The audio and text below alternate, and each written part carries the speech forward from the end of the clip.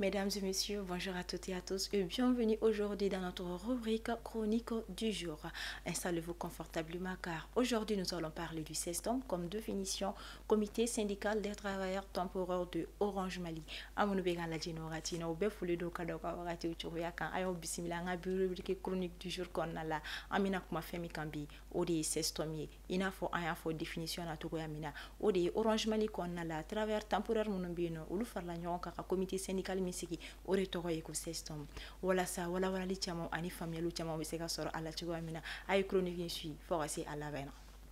A bɛ wagati bɔ an tun ye CESTOM ma olu bisimila an ka plateau sanfɛ siɲɛ dama dama ani u nana masala u ye u da don CESTOM nacogo la ani u ka wulikajɔ kun olu la. O la hakililajigi de do bi an bɛ segin ka kuma nin kan cogoya min na walasa faamuyali olu bɛ se ka kɛ. Walasa an ka dɔn ka fɔ CESTOM ye mun fɛn ye u bɛ mun de kama laɲini jumɛn bɛ u la f'an ka dɔn CESTOM ye mun fɛn de ye.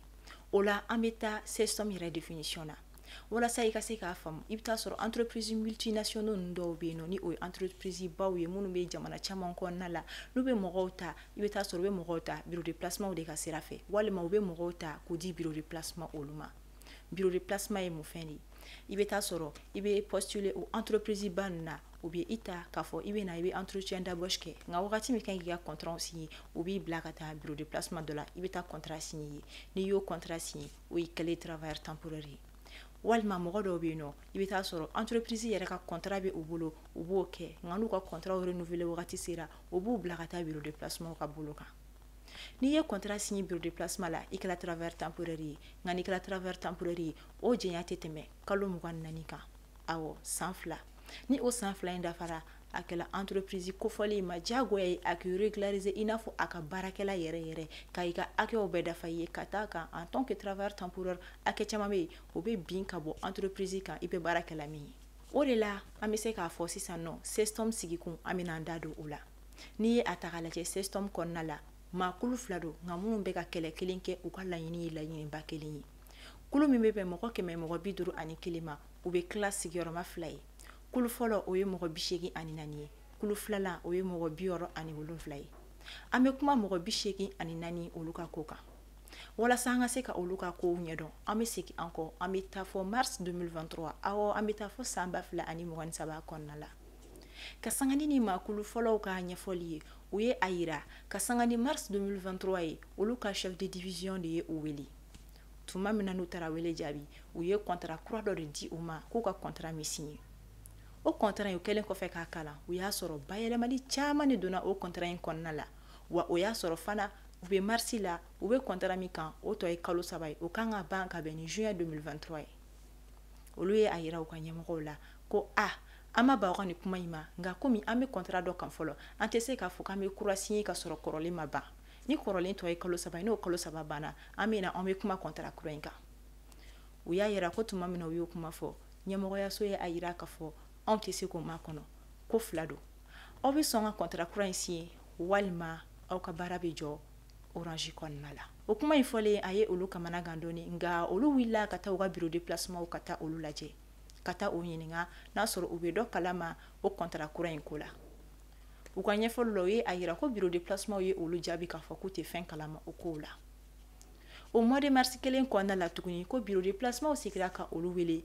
ka na ka contrat kura in proposer olu ye tuguni. O dun y'a sɔrɔ kabini 2018 o bɛ olu ni bureau de placement ka contrat cɛ san 5 ka d'a kan 2018-2023 o ye san 5 ye.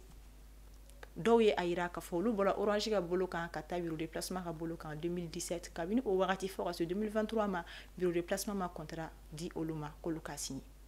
Kuma min na u ye a ye ko in kɔni bɛ ka taa sira dɔ fɛ o wagati de ko olu farala ɲɔgɔn kan ka kɛ kulu kelen ye k'u bolo di ɲɔgɔn ma ka jɛkulu sigi k'o tɔgɔ da CESTOM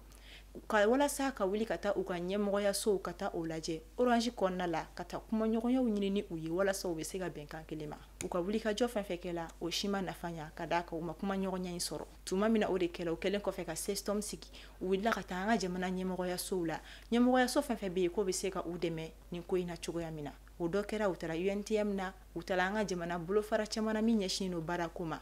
olu ka notiw bɔ ka di Orange ma Orange ma noti minnu jaabi ni o ye entreprise min ye u ta baara la. tuma mina u b'o kɛlɛ la mɔgɔ 84 mɔgɔ dɔw sɔrɔla minnu tun bɛ baara kɔnɔ ni o ye mɔgɔ 67 ninnu ye olu ye a yira an tun bɛ baara min na an t'an ka hakɛw bɛɛ kɔnɔ yala an fana tɛ wuli wa an ka taa laɲini kɛ ɲɛmɔgɔyaso fɛ wa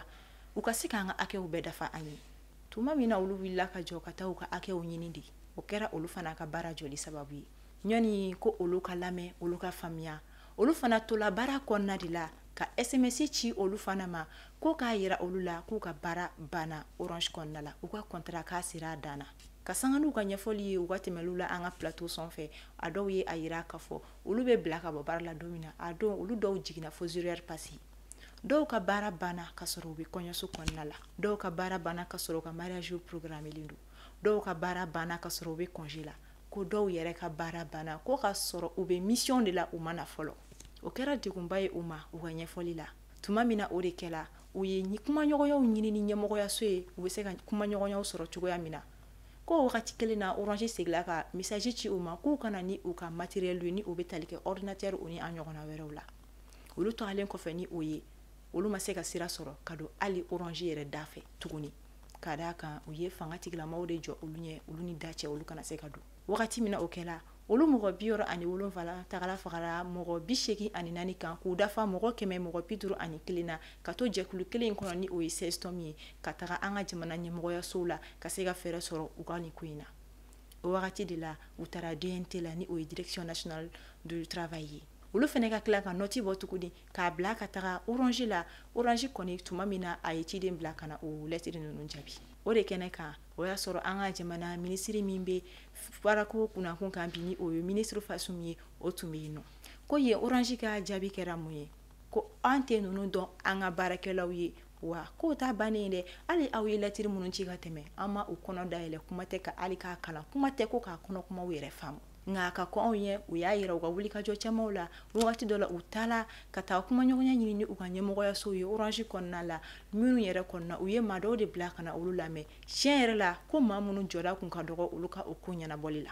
o senfɛ u y'u ka téléphone numéro bila ko ni u ka ɲɛmɔgɔyasow lafiyara wagati min u ka kumaw fɛ ko k'an minɛ o d'u ma fo ka se bi ma olu ma jaabi o de senfɛ ni maa 100 maa 51 u farala ɲɔgɔn kan k'u bolo di ɲɔgɔn ma u kɛlen kɔfɛ ka sigi ka kuma ɲini ka dɛsɛ u ka fɔliw la u kɛlen kɔfɛ ka sira wɛrɛw ɲini ka dɛsɛ nɔgɔya sira fɛ walasa u bɛ se ka ɲɔgɔn faamu ka bɛn kan kelen ma ni o ma sabati o wagati de la ko olu wulila ka taa an ka jamana sariyatigiw yɔrɔ kɛrɛnkɛrɛnnɛla minnu ɲɛsinen don baarako ta fanfɛ ni o ye an ka jamana tribunal de travail ye u kɛlen kɔfɛ ka Orange a signé yen nɔ ko tribunal kɔni dati fɔlɔ di u ka audience la min tun kan ka bɛn octobre kalo tile 30 tɛmɛnen ma san 2024 don min selen kɔfɛ ko Orange Mali ka avocat ye a laɲini kɛ tribunal fɛ ko ka wagati di u ma wagati kura min dira u ma o kɛra ka bɛn ni décembre kalo tile 2 tɛmɛnen san 2024 kuma min na o don fana sera tuguni ko Orange ka avocat tilala ka laɲini kɛ tuguni tribunal fɛ ko ka wagati kura wɛrɛ di a ma walasa tribunal fana bɛ se ka baara kɛ a kɛcogo ɲuman na cogo min u fana ye wagati di min yɛrɛ fana ka jani u ka laɲini kɛli ye o kama wagati kura min dila o kɛra sababu ye ka kiri tilayɔrɔ 3 ye ka d'a kan k'olu ka laɲini tɛ kelen maaw ka bɛɛ bila minɛn dɔ kɔnɔ walasa faamuyali ani walawala ani nɔgɔya bɛ se ka don baara kɔnɔna la cogo min na